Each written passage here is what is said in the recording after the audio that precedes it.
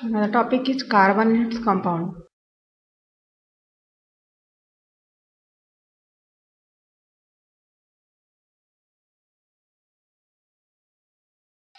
In this topic, we have discussed about carbon.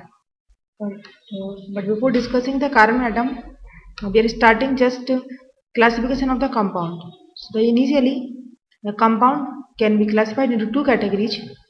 So first, we will discuss about the classification of compound.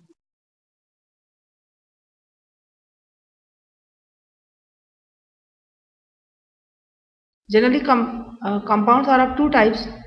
First is organic compound and second is inorganic compound.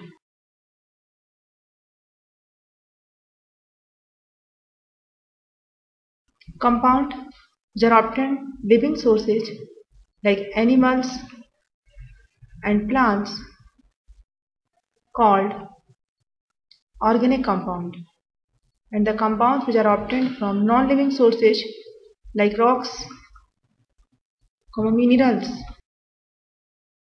are called inorganic compound.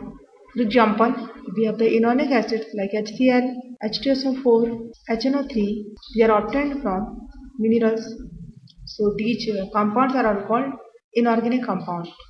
But some compounds like acetic acid CH3COH is obtained through acetobacter bacteria, and formic acid is obtained from red ants. So the organic compounds are obtained from living sources, and living sources means animals and plants.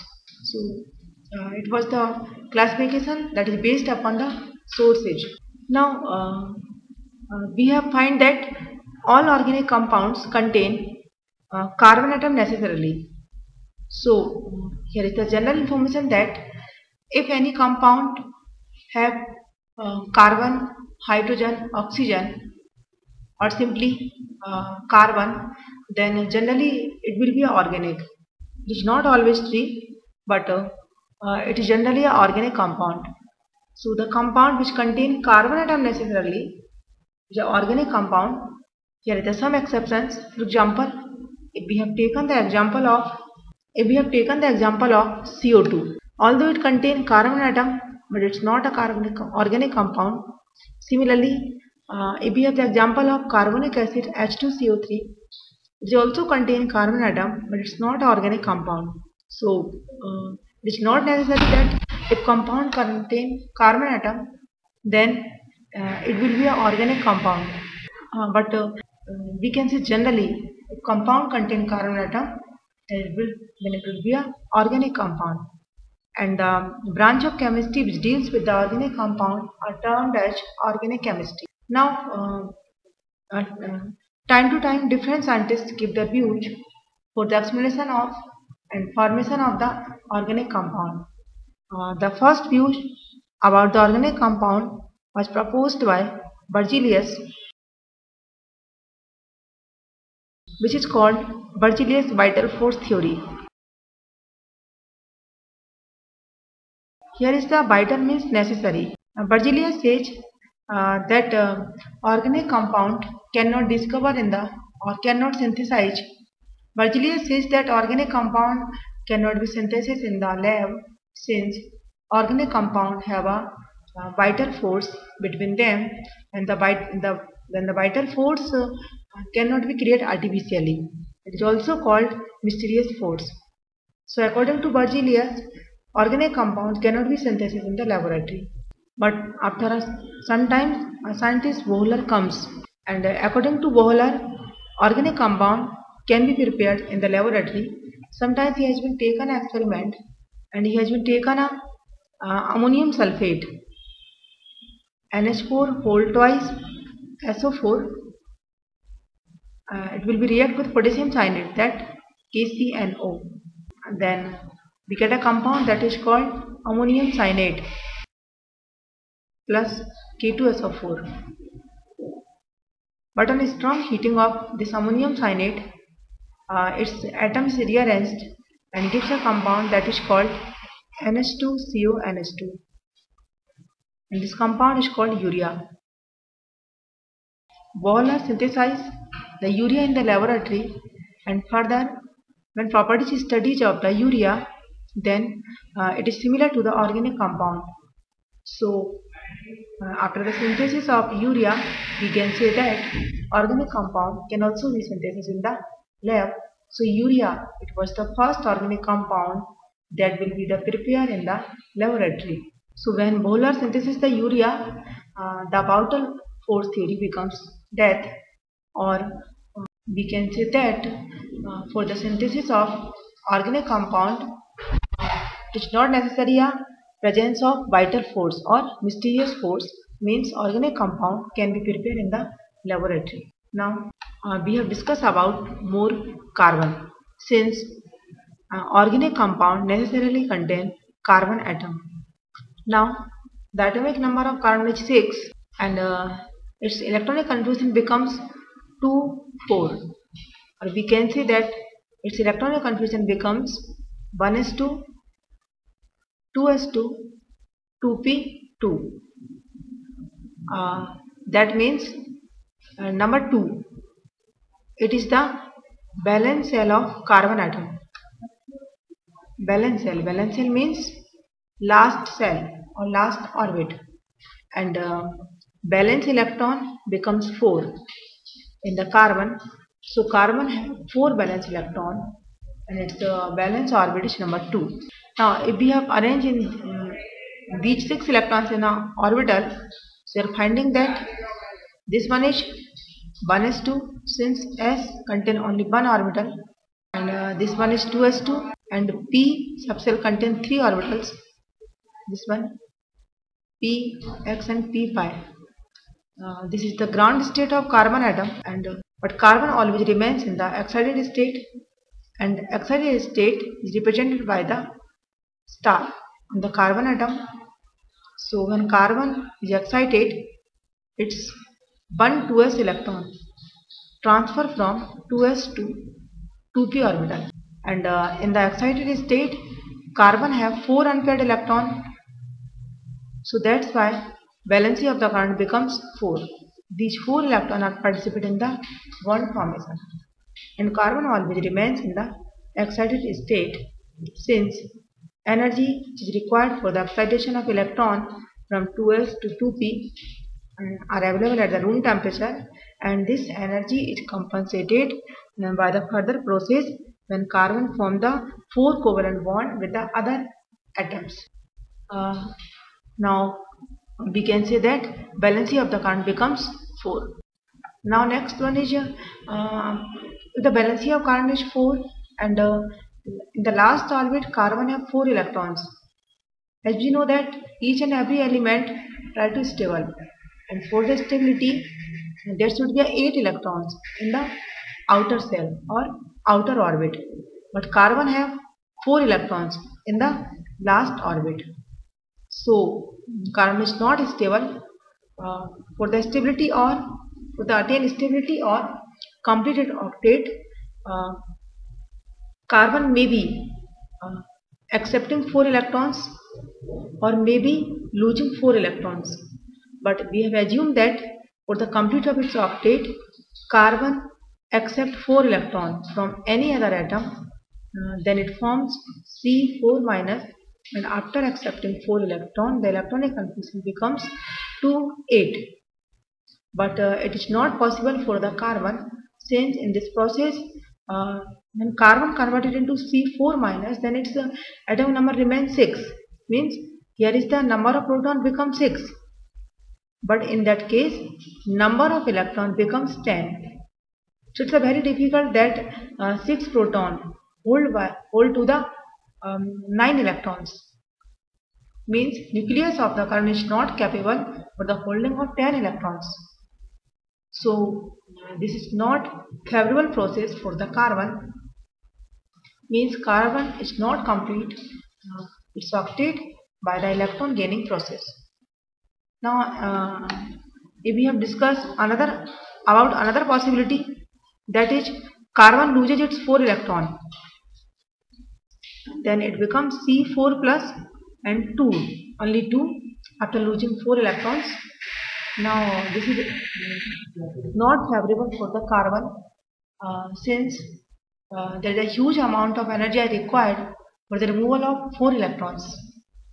So carbon cannot lose its 4 electrons since it is not energetically favorable for the carbon atom. So we can say that carbon neither lost 4 electrons nor gained 4 electrons since both these two processes are not energetically favorable for the carbon atom. Now here is the question, if these two processes is not possible, then how carbon becomes stable or how carbon completes its octet? So for the attaining the stability or for completion the octet, carbon shares its 4 electron. This one is the carbon. This dot becomes the electrons of the carbon. For complete its octet, carbon form 4 covalent bond with the hydrogen or any other atom and complete its octet. In this example, 4 electrons of the carbon shared with the 4 electron of hydrogen. Now this types of bonding is called covalent bond. So carbon completes its electron by the sharing. So carbon completes its octet by the sharing of electrons, and the bond which is formed by the sharing of electrons is called covalent bond. So we can say that we study the organic chemistry, then the presence of necessary of the carbon atom, and carbon forms only covalent bond with the other atoms. So we can say that in all organic chemistry we have studied the about covalent bond. Now some more detailed information about covalent bond. Covalent bond. It is formed by the sharing of electrons. For example, if we have taken simplest example, hydrogen. Hydrogen, its atomic number 1 means it contains only single electron. When it is combined with the other hydrogen, which again contain 1 electron, both hydrogen shared its 1 electron. This hydrogen, this hydrogen, and second hydrogen, both hydrogen shared 1 electrons. This one hydrogen, this one hydrogen. And by the sharing of electrons, we can say that each hydrogen gets duplicate. These 2 electrons are called shared electrons, and if we are talking about this hydrogen, then this hydrogen contains these 2 electrons in the last orbit, and if we are talking about this hydrogen, then this hydrogen also contains these 2 electrons in the last orbit. So by the sharing of 1 electron, both hydrogen gets stabilized and complete its duplicate. And we have taken another example like Cl. Cl is 17. Its electronic configuration becomes 287, and in this case each Cl atom have 7 electrons in the last orbit. These cross represent the electrons. To attain the stability, when another Cl comes close together, then both Cl share 1 electron and form a covalent bond. So this is also called covalent bond, which is formed by the sharing of single electrons. Now we have discussed about classification of covalent bond. Classification of covalent bond.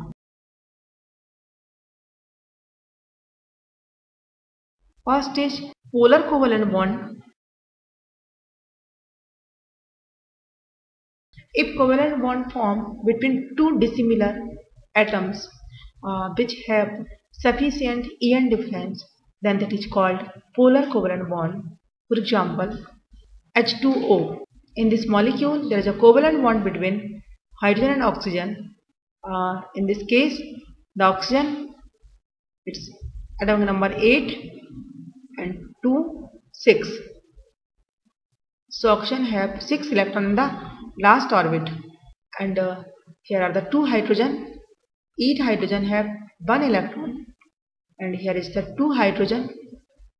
So here is the 1 hydrogen cross, it's a hydrogen electron, Next, hydrogen cross its 1 electron. Now for complete the octet, oxygen shared its 1 electron with this hydrogen electron, and the left side again hydrogen combined with the 1 electron of oxygen. After this sharing, oxygen contains 8 electrons in the last orbit. You can see that 1, 2, 3, 4, 5, 6, 7 and 8. And similarly hydrogen contains 2 electrons, that is 2 plate. 1, 2. Here is the hydrogen not completed its octet, since nucleus of the hydrogen is not capable holding of 8 electrons. So hydrogen stabilized by the getting 2 electrons, means hydrogen stabilized by the duplet and not octet, since size of the hydrogen is very small and nucleus of the hydrogen is not capable of the holding of 8 electrons. So we can see that smaller size atoms stabilized by the duplet rule and larger size or large size atoms are stabilized by the octet rule. Now in this example, oxygen contains 8 electrons and both hydrogen contain 2 electrons, means hydrogen completed its duplet and oxygen completed its octet. Now in this example, En of the oxygen is greater than hydrogen. En means electron attracting power. It's an electron negativity, means electron attracting power. In this example, electron attracting power of En of oxygen is greater than hydrogen. So after sharing, what happened? This shared electron more shift towards oxygen atom.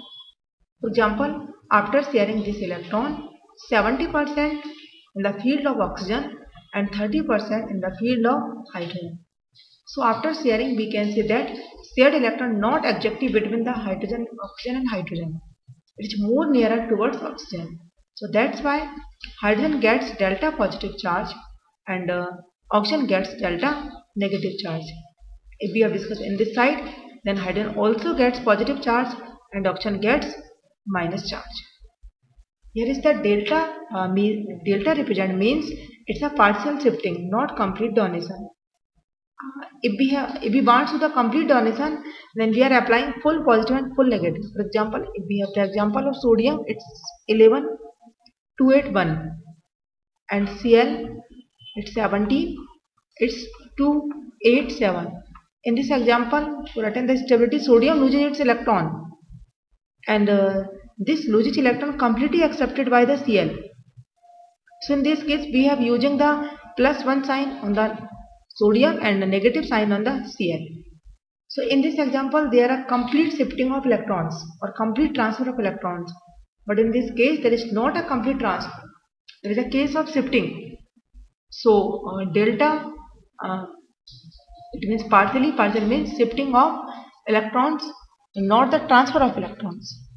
So if the molecules have delta positive and delta negative charge, then it becomes called polar covalent bond. Polar means if any molecule have positive and negative end, that is called polar molecule. So polar covalent bond form when the bond formed between two dissimilar atoms. Another example of polar covalent bond becomes NH3, ammonia. In this example, nitrogen is more electronegative than hydrogen. So that's why nitrogen have delta plus and this one, nitrogen have delta minus and hydrogen have delta plus. Similarly in this side, hydrogen is delta plus and nitrogen is delta minus, and in this side delta plus and delta minus. So we can say here is the polar covalent bond between nitrogen and hydrogen. Take another example. If we have the example of HCl, in the HCl hydrogen is 1 electron and Cl is 7 electron. 1, 2, 3, 4, 5, 6, 7. Now by the sharing of 1 electron, Cl completed its octet and hydrogen completed its octet. But after the sharing of these electrons, this electron pair shifted more towards Cl. Means 70% in the field of Cl and remaining 30% in the field of hydrogen. So Cl gets negative charge and hydrogen gets positive charge, and that one is called polar covalent bond. Now second one is non-polar covalent bond.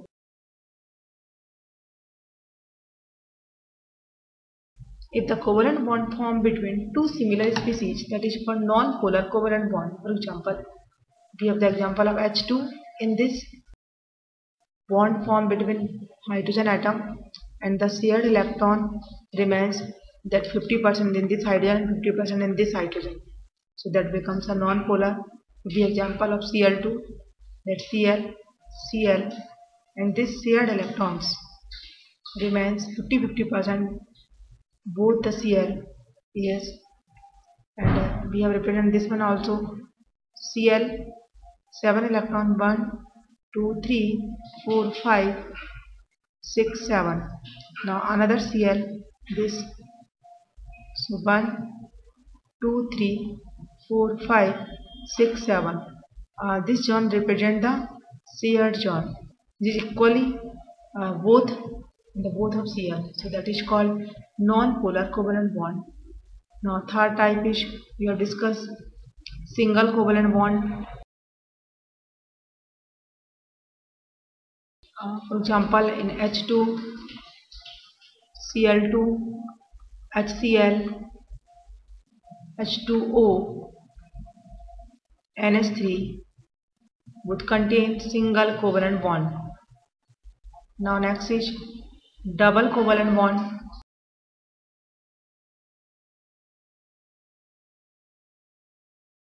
For example, oxygen, here is the last, contains 6 electrons, but it is shared with the another oxygen atom which also contains 6 electrons in the last orbit. So here is the form of double bond. Then here is the sharing of 2 electrons, and after the sharing of 2 electrons, both oxygen complete its octet. And we have another example of double bond is COCl2. Carbon is contain 4 electron, whereas the oxygen contains 6 electron, double bond. And here is the Cl, it contains 7 electron,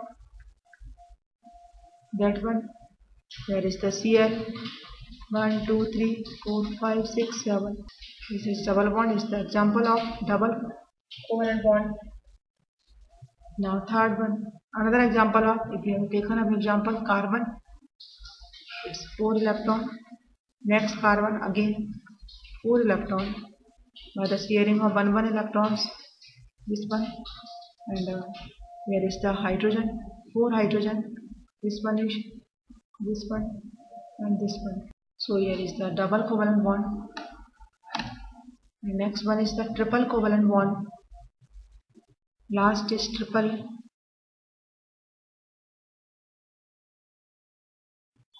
For example, we have the example of nitrogen, that is 7, 2, 5, and the 5 electron in the last orbit. To complete the octet, nitrogen shared with the 3 electrons, and after the 3 electrons, both nitrogen completes the octet. So we have this type also. Nitrogen, its electron is 5, 1, 2, 3, 4, 5, and another nitrogen, it's again 5 electrons, 1, 2, 3, 4, 5. In that case, both nitrogen contain its complete its octet. Now we have another example like acetylene, C contain 4 electrons in the last orbit, this type. Another carbon, 1, 2, 3, 4, hydrogen, it's here with this electron, and hydrogen shared with these electrons. In the middle, these 3 electrons combined with 3 carbon. So here is the formation of triple bond. Now the maximum bond which is formed between 2 atoms simultaneously, 3 more than 3 bonds formation is not possible. For example, we want that this types of process, that is not possible, since bond formation occurs on the axis, and we have discussed about only 3 axes, that is x, y, and z. So maximum at a time between the 2 atoms, the maximum bond will be formed is the 3.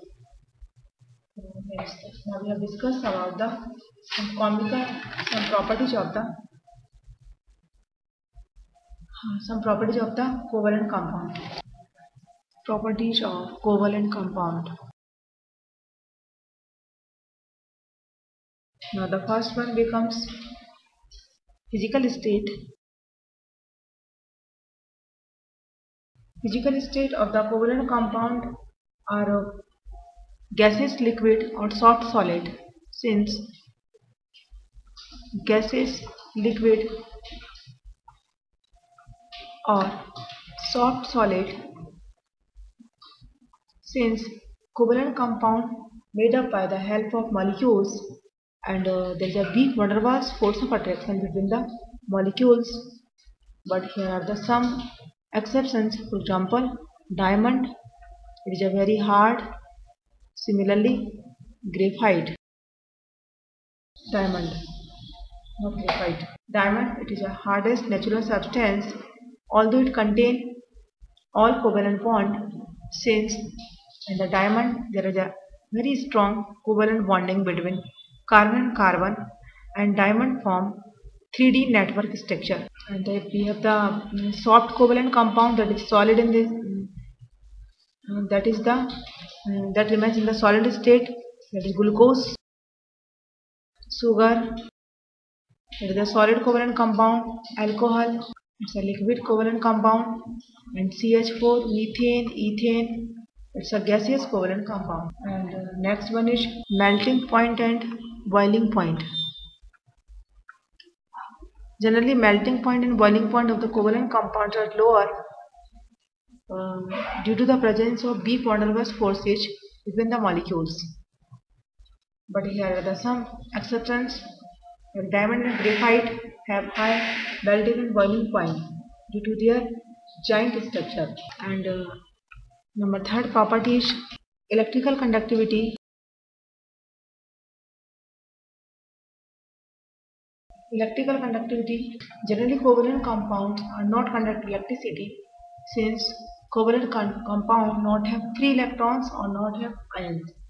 But here are the some examples, some exceptions. For example, if you discuss about graphite,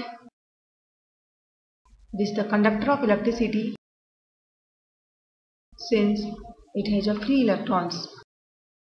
So graphite is the electrically conductor, although it's a covalent compound, it's due to the presence of free electron. Next we have discussed about solubility. In the solubility there is a principle follow, like dissolve like. As we know that most of the covalent compounds are non-polar, so that's why covalent compounds are soluble in non-polar solvent, are soluble in non-polar solvent like benzene C6H6, chloroform, CHCl3, CCl4, etc. And the covalent compound insoluble in polar solvent like water.